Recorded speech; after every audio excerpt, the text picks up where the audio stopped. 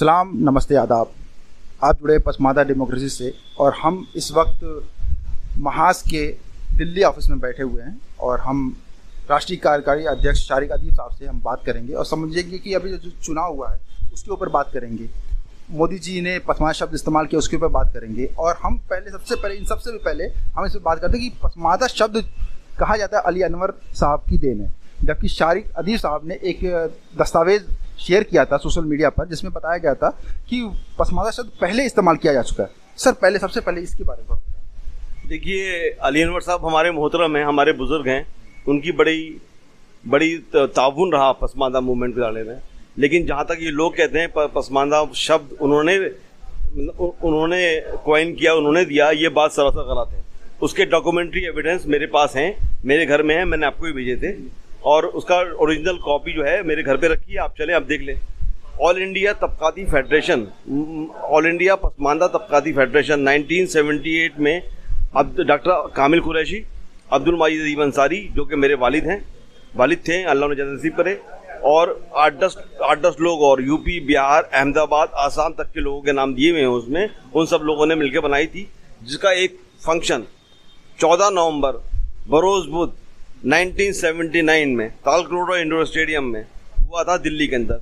Documentary evidence किसी को चाहिए तो तालकटोरा स्टेडियम जाए और 1979 14 अक्टूबर का डेट देगा, उसके नाम पे बुक होगा, वो उनके पास होगा, मुझे प्रूव करने की ज़रूरत नहीं है।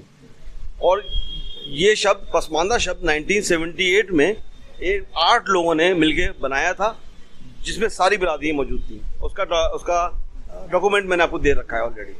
और अली अनवर साहब ने ऑल इंडिया पसमानदा मुस्लिम महाज बनाया, उनकी बहुत नेक ख्वाहिशात, उन्होंने बहुत अच्छा काम किया, हम डिनाई नहीं करते। डॉक्टर एजाज अली ने बहुत अच्छा काम किया। एजाज अली साहब की वालदा का अभी उनकी जोजा का इंतकाल हुआ है, मलका बेगम का, मैंने उनसे बात हुई थी और मैंने उनको भी दे रखा है। बड़े अच्छे काम करे लोगों ने। लेकिन अगर ये कहना साहब डॉक्टर अली अनवर साहब ने करा, ये उन लोगों के साथ जाती होगी। हम जाती नहीं करते, हम अल्लाह को मानने वाले लोग हैं, हम रसूल को मानने वाले लोग हैं, हम कुरान करीम की हिकमत को मानने वाले लोग हैं, तो जाती हम नहीं करेंगे। जाती डॉक्टर अली अनवर साहब की ने करी, क्योंकि जो पूरा श्रेय अपने आप ले लिया। 2 बार राज्यसभा के MP रहे और एक बार भी पार्लियामेंट के अंदर पसमानदा के बारे में एक डिबेट भी नहीं करी।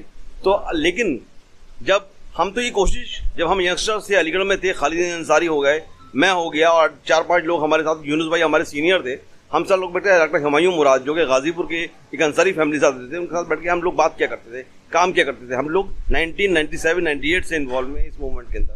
डॉक्टर अली उसके बाद जब हम दिल्ली में आए, जॉब्स में थे, तो हम लोगों ने ये जब देखा ये अबेंडेंट बेबी है, इसको पूछने वाला नहीं है, इसका कोई पुरसाने हाल नहीं है, तो हमने इसको अडॉप्ट किया और इसको रजिस्टर कराया, उसे प्रॉपर स्पेस दिया, इसको एक ऑफिस दिया। पहली बार लखनऊ में इसको ऑफिस दिया, 4 साल पहले ऑफिस दिया, फिर एक ऑफिस पटना में दिया, फुलवारी शरीफ, जो कि हमारे लिए मस्कन है जनाब कासिम बिहारी साहब का। हमने एक ऑफिस इसको रांची में दिया, टीका हाउस में, स्टेशन रोड पे, और अगला ऑफिस इसका चौथा ऑफिस अब दिल्ली में आज बन गया है इंशाअल्लाह रहमान। और बहुत जल्दी एक 5वां ऑफिस हैदराबाद में बनाएंगे, तेलंगाना में बनाएंगे, ताकि ये लड़ाई हमारी चल रही है। हमारा ऑफिस बॉम्बे बनाने का भी ख्वाहिश है, भोपाल बनाने का भी ख्वाहिश है। हम तो इसे ऑल इंडिया लेवल पे लेके पसमानदा की लड़ाई लड़ेंगे। अब लोग कहते हैं पसमानदा की लड़ाई अभी क्यों हो रही? भाई अभी यूँ हो रही है कि हमने 2013 में बजात खुद शारिक अदीब अंसारी, एक राहुल गांधी ने मीटिंग बुलाई थी कि जिसमें कहा गया था माइनॉरिटीज़ के राइट्स के बारे में बात करेंगे।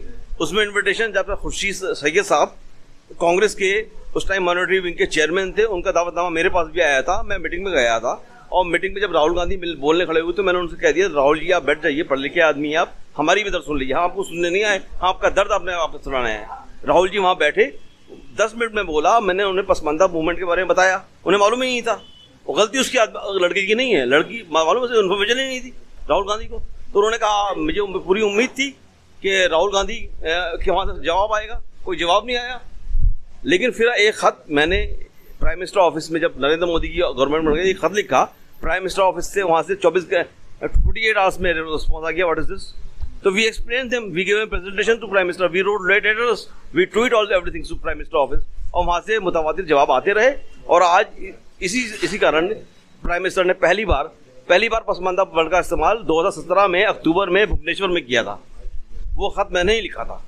उसके बाद दूसरा ख़त हैदराबाद के से पहले लिखा, जो हैदराबाद में किया, भोपाल में किया, फिर बम्बई दिल्ली के एमसीडी ऑफिस में किया, उसके बाद तो प्राइम मिनिस्टर कर ही रहे हैं। उसके लिए उनका बहुत शुक्रिया, बहुत नवाजी। पहला प्राइम मिनिस्टर है जिसने लालकिले से लेकर एमसीडी हाउस तक की बात की, ये नेशनल नैरेटिव में आया, लेकिन एक्शन कुछ नहीं हुआ। अब हमारी डिमांड प्राइम मिनिस्टर से ये है कि एक्शन हो। मेरी ख्वाहिश ये है कि प्राइम मिनिस्टर ने एक्शन तो ले लिया, लेकिन नैरेटिव बनाने के लिए अभी हम लोग काबिशे मेहनत कर रहे हैं। ये ऑफिस जो खुल रहे हैं ये उसी के जरिए पे एक मुतवातिर सिलसिला है, ताकि जो हमारा रहने वाला, और आप पूछेंगे साहब ये ऑफिस गोविंदपुर या सिलम जैसे एरिया में क्यों खोला, आप नॉर्थ प्लेस में खोल सकते थे, आप ओखला में खोल सकते थे, आप न्यू फ्रेंड्स खोल। तो हमारा ऑफिस खोलने का मकसद सिर्फ यूँ है क्योंकि हम उसी जगह ऑफिस खोलेंगे जहाँ हमारे लोग रहते हैं, ताकि हम उनसे आइडेंटिफाई कर सकें, ताकि उनकी समस्याएं, उनकी प्रॉब्लम्स हम समझ सकें और वो लोग हमसे कनेक्ट करें। कोई आदमी हमसे मिलने न्यू फ्रेंड्स कॉलोनी 100 रुपये का ऑटो का नहीं आएगा। हम चाहते हैं वो हमारे करीब रहे और हम उसके करीब रहें, इसलिए हमारा उससे रेगुलर कम्युनिकेशन रहे। हम कन्फ्रंटेशन पॉलिटिक्स नहीं चाहते, हम पॉलिटिक्स में हैं। पॉलिटिक्स कोई बुरा अल्फाज नहीं है। आपकी चाय का, आपके आटे का, आपका रेट भी बजट से तय होता है, तो पॉलिटिक्स कोई बुरा अल्फाज नहीं। हाँ, हम पॉलिटिक्स करते हैं, पॉलिटिक्स क्यों ना करें। अब नरेंद्र मोदी की तारीफ सिर्फ यूँ करेंगे कि प्राइम मिनिस्टर ने हमारी बात करी, लेकिन अब हम चाहते हैं प्राइम मिनिस्टर हमारे लिए कुछ करें भी, एक्शन भी करें, चाहे यूपी में हो, चाहे सेंटर में हो, चाहे स्टेट गवर्नमेंट में हो। एक लास्ट सवाल था कि जो सेकुलर दल हैं वो पसमादा शब्द इस्तेमाल नहीं कर रहे, जबकि देखिए भाजपा इस्तेमाल कर रही है, और सेकुलर दल इवन ये कह रहे हैं पूरा पसमादा आंदोलन या पसमादा शब्द को ही वो कह रहे हैं कि ये भाजपा द्वारा गढ़ा गया शब्द, कृत्रिम शब्द है। इस तरीके से वो मतलब हमको डिग्रेड करने की बात। देखिए, जो शब्द है ये कोई भाजपा ने इजाद किया। मैंने आपसे अर्ज किया, ये 1978 में ऑल इंडिया तबकाती पसमानदा फेडरेशन बन चुकी थी, जिसके डॉक्यूमेंट्री एविडेंस आपके पास भी है और मेरे पास भी है, आपको मैंने दिए थे, तो कोई भी मालूम कर सकता है। भाजपा ने दिया, हाँ, हमने सब पार्टी को भी दिया था, सब किसी पार्टी ने एक्शन नहीं लिया, भाजपा ने लिया, तो उस भाजपा के लिए उसका शुक्रिया अदा करते हैं कि भाजपा ने उसका समझा कोशिश की। और हमारे, क्योंकि एसटी, एससी और ओबीसी की बात तो सब करते हैं, हिंदू एसटी ओबीसी की, लेकिन पसमानदा मुसलमानों की बात कोई नहीं करता। तो हम चाहते हैं, भाजपा ने ये वाली बात करी, उसके लिए उसका शुक्रिया अदा करते हैं, उसकी लीडरशिप का शुक्रिया अदा करते हैं, स्पेशली प्राइम मिनिस्टर का शुक्रिया अदा करते हैं, और स्पेशली प्राइम मिनिस्टर में ऑफिस में जो बैठे हुए अधिकारी हैं, जो उन्होंने हमारी बात करवाई, उनका शुक्रिया अदा करते हैं। ये एक लास्ट सवाल है हमारा कि सारे पसमादा जो है वोट करते हैं सेकुलर पार्टियों को, जैसे आप बता रहे हैं कि भाजपा ने कोशिश की ये शब्द इस्तेमाल करने की, तो फिर ऐसे में कोई भी, हर राजनीतिक पार्टी चाहती है ना कि अगर हम किसी समाज के लिए कुछ बोल रहे हैं तो बदले में हमको कुछ मिले, तो फिर वो भाजपा आगे से कुछ नहीं करेगी। इस तरीके से ये भी बात, देखिए, ये जो नैरेटिव है ये सेकुलर दलों का है कि साहब भाजपा को वोट नहीं करते। इंटेलिजेंस की रिपोर्ट है, यूपी के इलेक्शन में 16% पसमानदाओं ने बीजेपी को वोट किया, 8% अभी लोकसभा में किया, कम हुआ है मानता हूँ, लेकिन एक शुरुआत तो हुई। किसी ख्वाब को ताबीर होने में सालों लगते हैं, सदियां लग जाती हैं, जनरेशन गुजर जाती हैं, अभी शुरुआत है। अब्दुल्ला साहब, वो वक्त दूर नहीं जब हिंदू मुस्लिम का नैरेटिव हिंदुस्तान में खत्म हो जाएगा। ये पार्टीशन का नैरेटिव है, हमें पार्टीशन का नैरेटिव है। अभी 17 साल हुए हैं। 17 साल किसी कौम की जिंदगी में बड़ा कम अरसा होता है, किसी आदमी की जिंदगी में 17 साल बहुत बड़े होते हैं, लेकिन किसी कौम और किसी मिल्लत की जिंदगी में 17 साल का अरसा बहुत कम होता है, बहुत छोटा होता है। और इंशाल्लाह अजीज, मुझे पूरी उम्मीद है ये नैरेटिव टूटेगा, और सिर्फ हिंदुस्तान में जो मुसलमान हैं, जो नैरेटिव, जो पार्टीशन के खिलाफ थे, जो अशराफिया के खिलाफ थे, जो उन मुसलमानों के खिलाफ थे जिन्होंने उनको जुल्म किया, डोमिनेंस किया, जिन्होंने हिंदुओं पे जुल्म किए, हिंदुओं के मंदिर तोड़े, हिंदू औरतों से शादी की, हिंदुओं की सारी समस्याएं का जो हिंदू समझता है हमने करी, हमने नहीं करी। हमने पार्टी के साथ नहीं मांगा। हमारी जुबान उर्दू नहीं है, हमारी लैंग्वेज बंगाली है, हमारी लैंग्वेज मलयालम है, हमारी लैंग्वेज असमिया है, हमारी लैंग्वेज भोजपुरी है, हमारी लैंग्वेज हरियाणवी है, हमारी लैंग्वेज पंजाबी है, हमारी लैंग्वेज कश्मीरी है, हमारी लैंग्वेज डोगरी है। हमें कोई उर्दू से प्यार नहीं है। पाकिस्तान में सबसे ज़्यादा बुरी उर्दू बोली जाती है। वहाँ पंजाब असेंबली के अंदर पंजाबी बोलना अलाउ नहीं है, सिंध असेंबली के अंदर सिंधी बोलना अलाउ नहीं है, पेशावर नॉर्थ में पश्तो बोलना अलाउ नहीं है।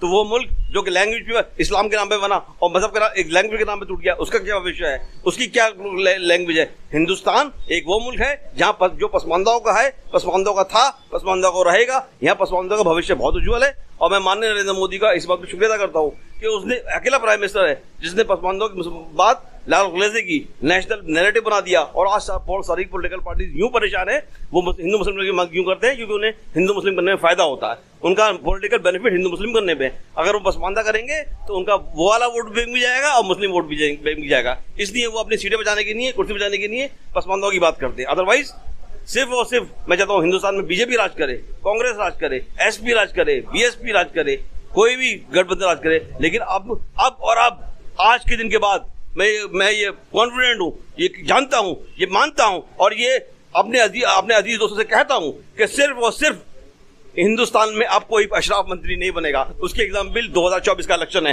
कोई मुसलमान इलेक्शन मंत्री नहीं बना क्योंकि कोई पसमानदा था नहीं बीजेपी के बाद। अब कोई मंत्री बनेगा तो पसमानदा बनेगा, अब कोई गवर्नर बनेगा तो पसमानदा बनेगा, अब कोई एलजी बनेगा तो पसमानदा बनेगा, अब कोई स्टेट मिनिस्टर बनेगा तो पसमानदा बनेगा, अब कोई चेयरमैन बनेगा तो पसमानदा बनेगा। अब राजनीति, अब भविष्य पसमानदा मुसलमानों का है। पसमानदा मुसलमानों का भविष्य कांग्रेस के अंदर भी है, पसमानदा मुसलमानों का भविष्य बीजेपी के अंदर भी है, हर पॉलिटिकल पार्टी के अंदर, और स्पेशली बीजेपी के अंदर यूं है क्योंकि बीजेपी ने रिकॉग्नाइज किया, आइडेंटिफाई किया, आपके साथ मिलाने की कोशिश की।